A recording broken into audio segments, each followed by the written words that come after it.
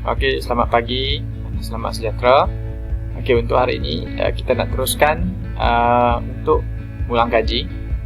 Okey, kali ini kita nak buat ulang kaji untuk bab 3 bagi tingkatan 3. Okey, minggu yang lepas kita dah buat untuk tingkatan 2. So, minggu ni kita akan mula masuk buat ulang kaji untuk yang tingkatan 3. Okey, so bab yang ketiga, pengaruh persekitaran fizikal terhadap kepelbagaian tumbuh-tumbuhan semula jadi dan hidupan liar. Okey, sedikit pengenalan keadaan persekitaran fizikal secara keseluruhan di dunia, di seluruh dunia. Okey, itu yang menyebabkan wujudnya ada pelbagai jenis tumbuh-tumbuhan, okey, dan juga hidupan yang ada di satu-satu kawasan itu sendiri. Okey, kita akan lihat faktor persekitaran fizikal yang mempengaruhi tumbuhan dan juga hidupan liar. Okey. Kemudian faktor bentuk muka bumi, saliran tanah dan iklim yang dapat mempengaruhi pelbagai jenis tumbuh-tumbuhan dan juga hidupan liar. Okey, baik. Okey, ini yang akan kita pelajari tadi, seperti yang kita lihat tadi.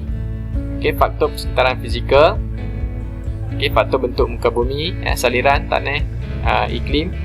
Kemudian pengaruh bentuk muka bumi, saliran dan tanah.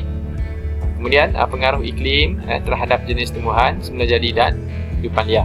Okey, kita dah belajar sebelum ni.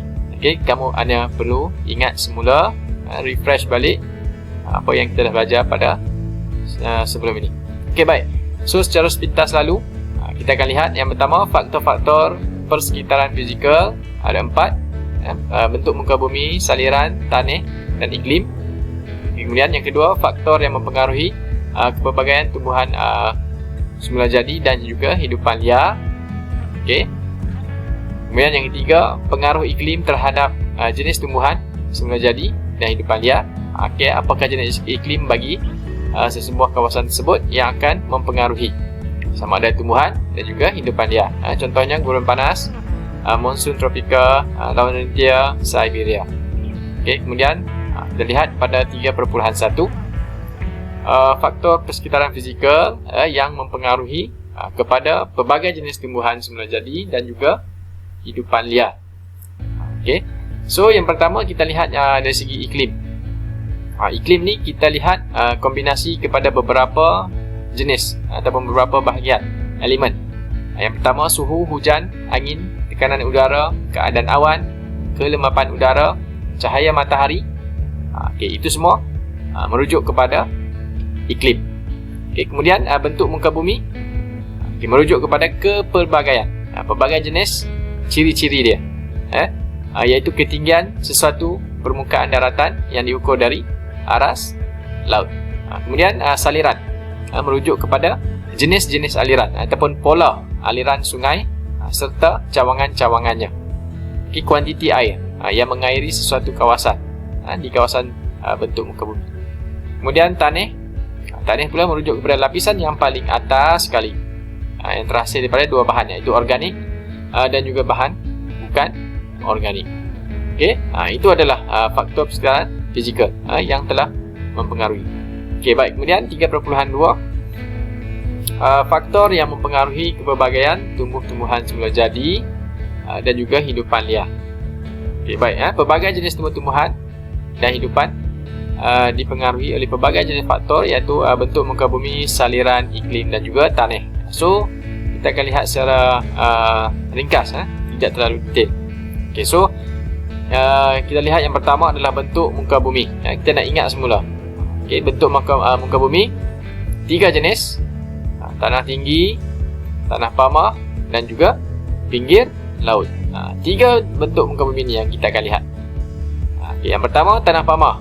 Kalau tanah pamah di Malaysia dan juga Amazon di Brazil.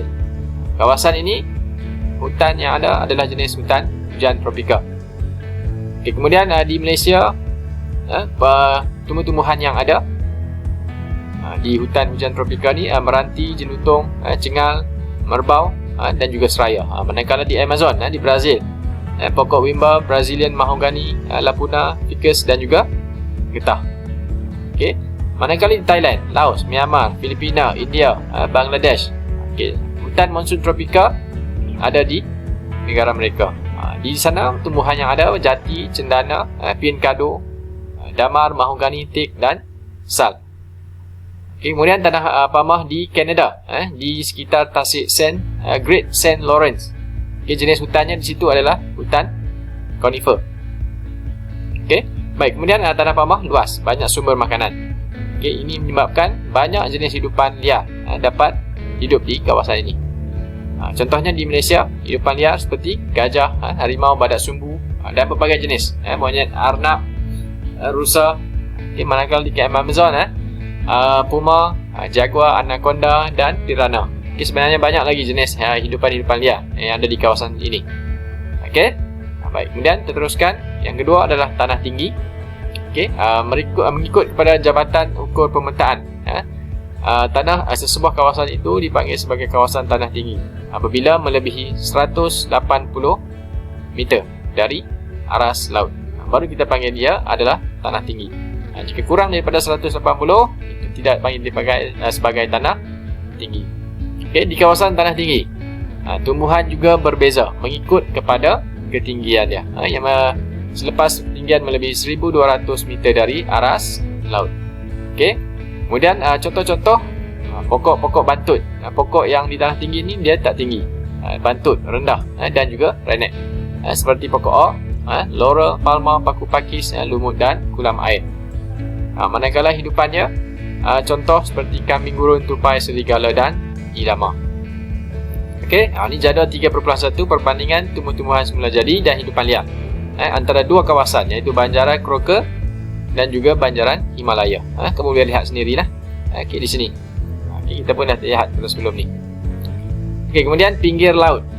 Pinggir laut adalah kawasan seperti pulau, pantai berpasir, pantai berlumpur dan juga paya air masin.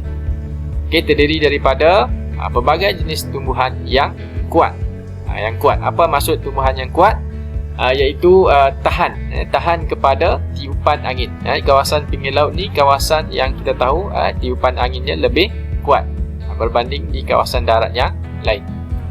Dan juga kuat dalam erti kata yang lain, iaitu tahan kepada kemasinan air laut. Itu kita kategorikan sebagai tumbuh-tumbuhan yang kuat. Contohnya seperti semak samun, bintangor laut, cemerlang laut, mengkuang laut, pokok bakau, pokok kelapa dan pokok-pokok yang menjala. Menjala ni yang hidup di atas tanah sahaja, dia tidak tumbuh secara tinggi ke atas. Contohnya seperti pokok tapak kuda. Bagi hidupan liar pula banyak. Antaranya adalah ular, siput, ketam, anjing laut, umang-umang dan sebagainya. Jadual 3.2 ni lokasi.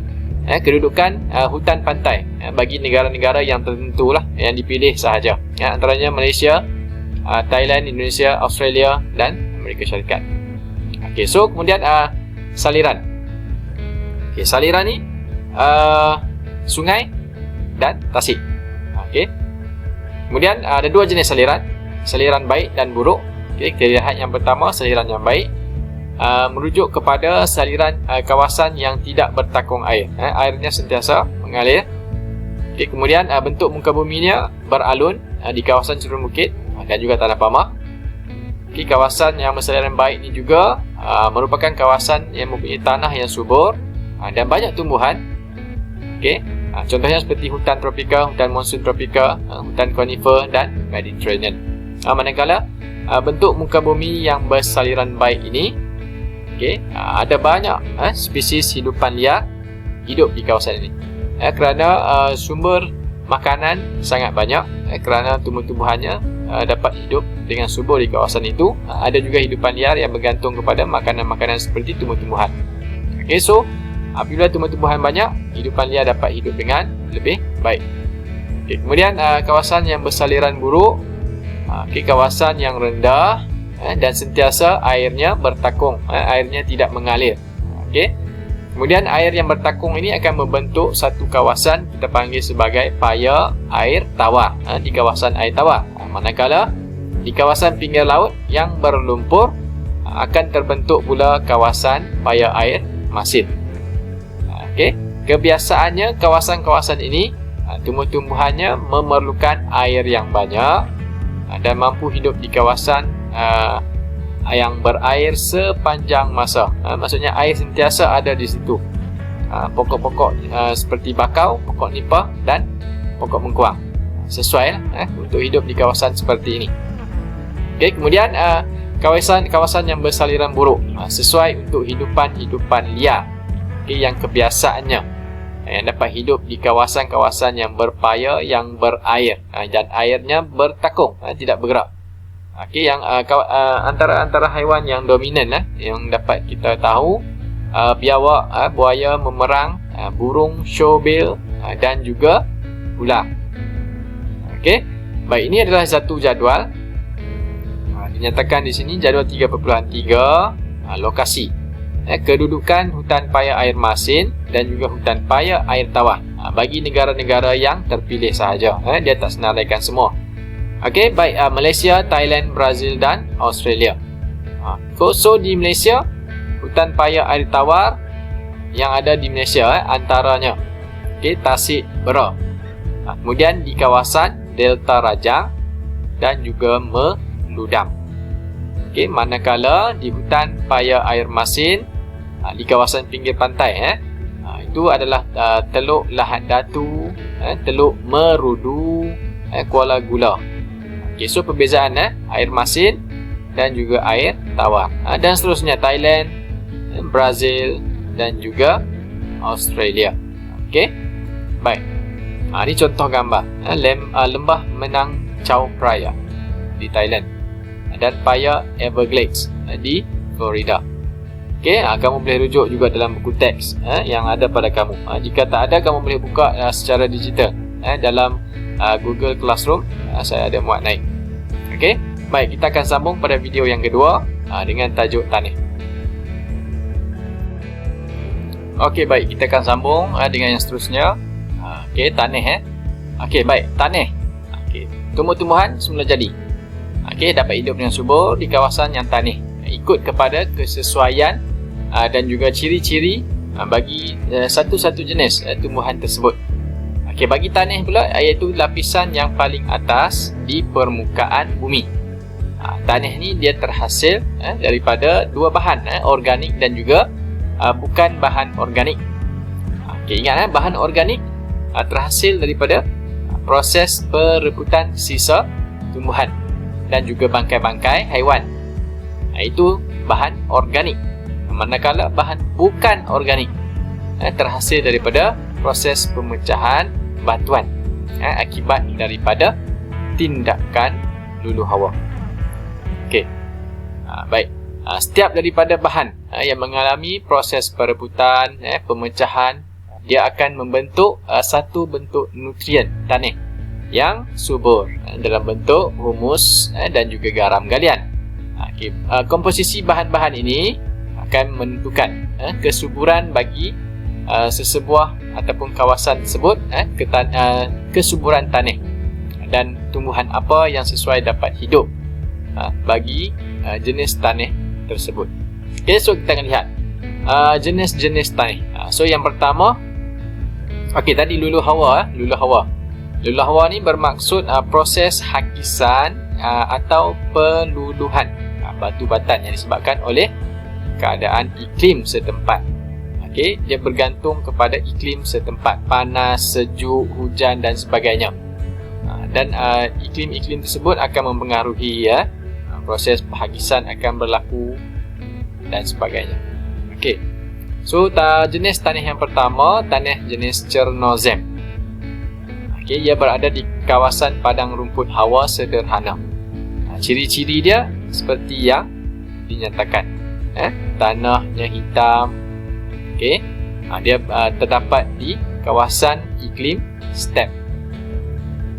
Okey, dia sesuai untuk tumbuhan rumput, bunga, tumbuhan yang rendah-rendah, iaitu renet.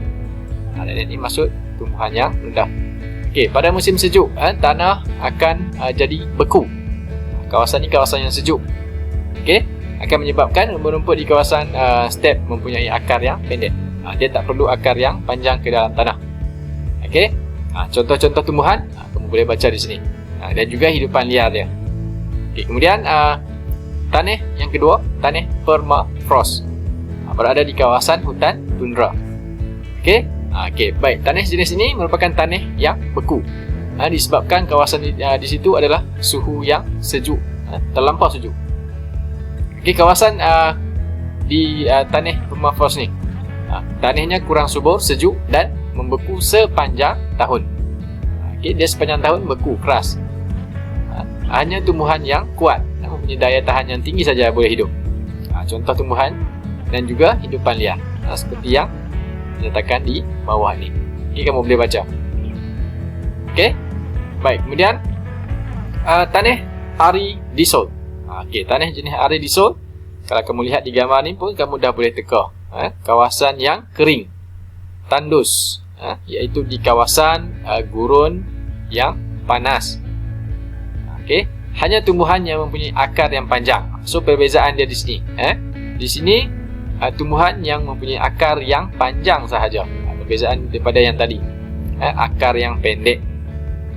Okey, di gurun panas akar tumbuhan perlu panjang kerana tujuannya adalah untuk menyerap air yang berada di dalam tanah. Jika tumbuhan yang akarnya pendek, tak dapat hidup di kawasan gurun panas.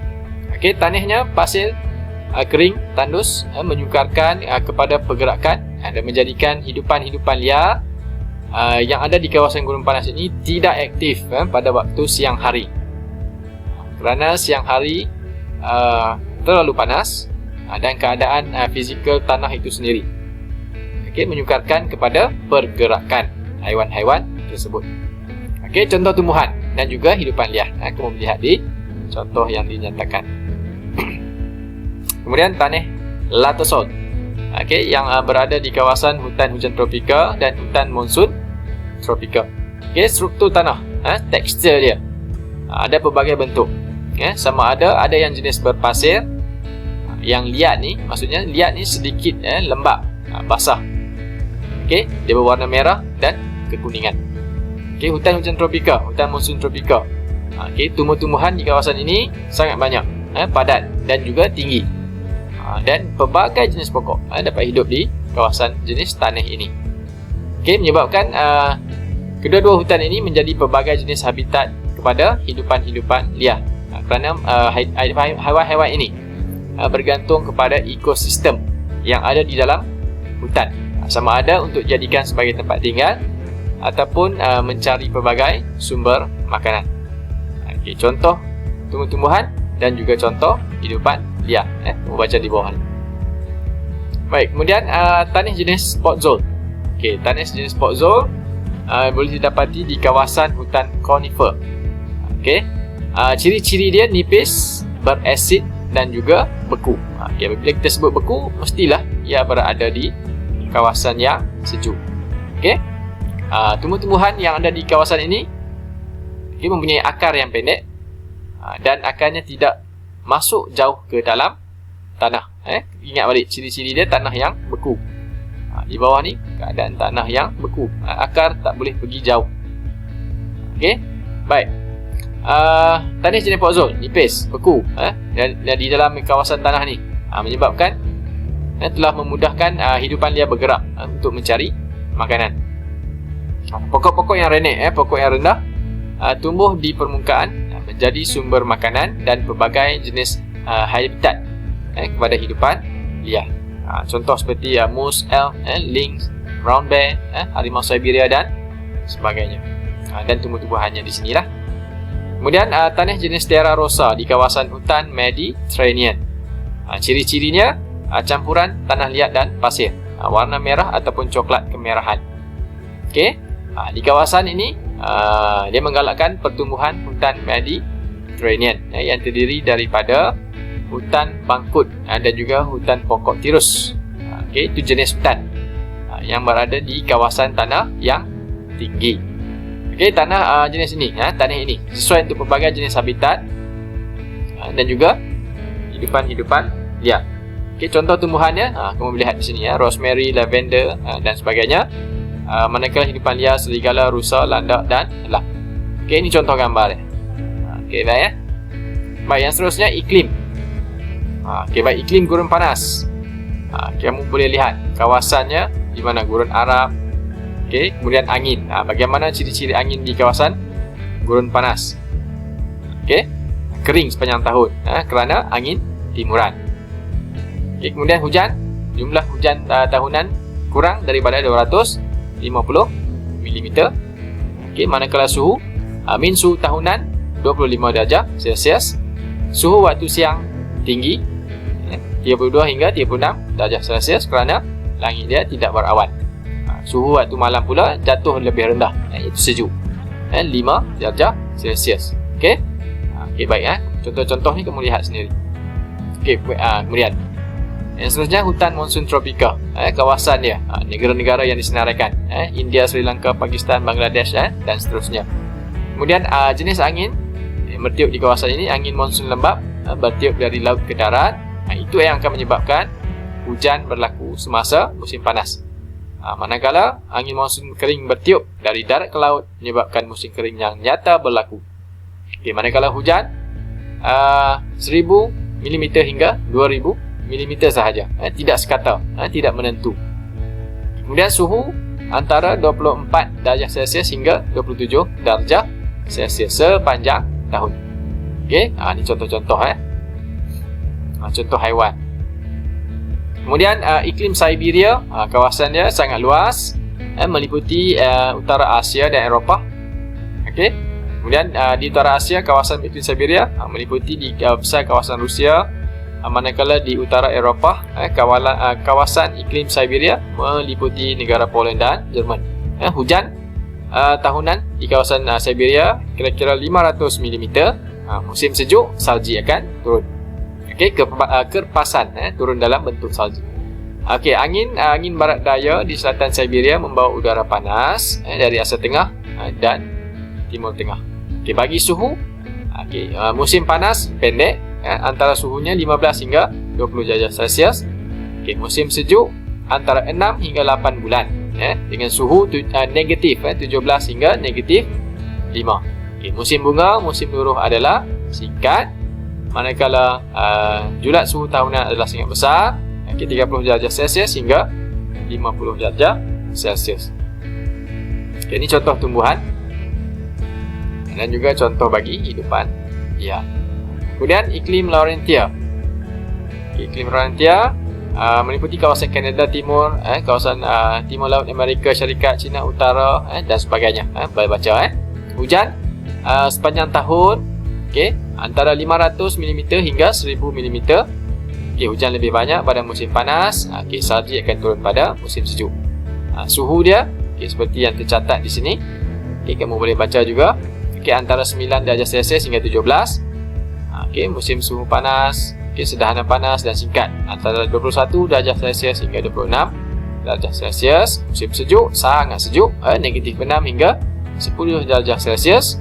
Julat suhu tahunan 20 darjah Celsius dan 30 darjah Celsius. Manakala angin sejuk merendahkan suhu di kawasan pantai Jepun, China, Korea Utara, dan kawasan Siberia. Angin monsun barat laut bertiup dari darat, menyebabkan musim dingin adalah kering. Ini contoh tumbuhan dan contoh hidupan liar. Okey, baik. So kita dah habiskan secara ringkasnya bagi bab yang ketiga untuk tingkatan 3. Okey. Okey, kita imbas kembali tajuk-tajuknya. Faktor sekitaran fizikal tadi, yang pertama yang tadi kita lihat tadi 3.1, bentuk muka bumi, saliran, tanih dan iklim. Kemudian 3.2, pengaruh bentuk muka bumi, saliran dan tanih terhadap jenis tumbuh-tumbuhan semula jadi dan hidupan liar. Kita lihat tadi kepada pecahan 3 bahagian, bentuk muka bumi, saliran dan juga jenis tanih. Okey, yang kita lihat ni tanah pamah, tanah tinggi, pinggir laut, kemudian saliran yang buruk, yang baik, dan jenis-jenis tanih yang kita lihat tadi. Kemudian yang terakhir 3.3, pengaruh iklim terhadap jenis tumbuh-tumbuhan semula jadi dan hidupan liar. Pengaruh iklim. Ini contoh iklim yang kita lihat tadi, gurun panas, monsun tropika, Siberia, dan juga Laurentia. So kita dah habis secara ringkasnya mengulang kaji bagi bab yang ketiga untuk tingkatan 3. So saya nak lihat bagi pelajar-pelajar yang masih mengikuti ruangan ini, tolong tekan raise hand di situ, di bawah tu. Tolong tekan di bawah tu raise hand, supaya saya dapat lihat kamu masih berada bersama saya. Jika yang menggunakan telefon, okay, cuba type di bahagian chat. Okay, cuba type di bahagian chat. Kamu type saja raise hand, tak ada masalah, supaya saya dapat lihat kamu masih berada bersama saya. Okay, sebab minggu lepas ada pelajar yang tinggalkan saya, walaupun dia ada nama di sini, dia tak ada bersama-sama dengan kita. Okay, sebab saya tanya tak ada respon. Okay, baik. So lepas ni saya nak bagi soalan latihan ulang kaji. Okay, so kita akan jumpa video yang ketiga. Yeah.